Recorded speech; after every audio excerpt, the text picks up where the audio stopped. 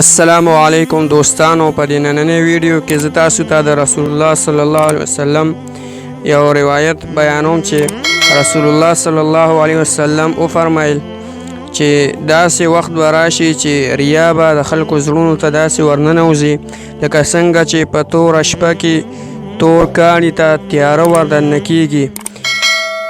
حضرت ابوبکر صدیق رضی الله تعالی عنه ته تپوس وکړو، یا رسول الله صلی الله علیه وسلم دغه ریا علاج به څه وي؟ نو رسول الله صلی الله علیه وسلم ورته وفرمایل چې څوک سحر او ماښام دا دعا وایي کیدای شي چې الله تعالی شاید دغه ریا دوی ته معاف کړي. دعا داسې: اللهم إني أعوذ بك أن أشرك بك وأنا أعلم وأستغفرك لما لا أعلم. اللهم إني أعوذ بك أن أشرك بك وأنا أعلم وأستغفرك لما لا أعلم. دا حدیث دا روایت تفسیر القرطبی کې موجود دی.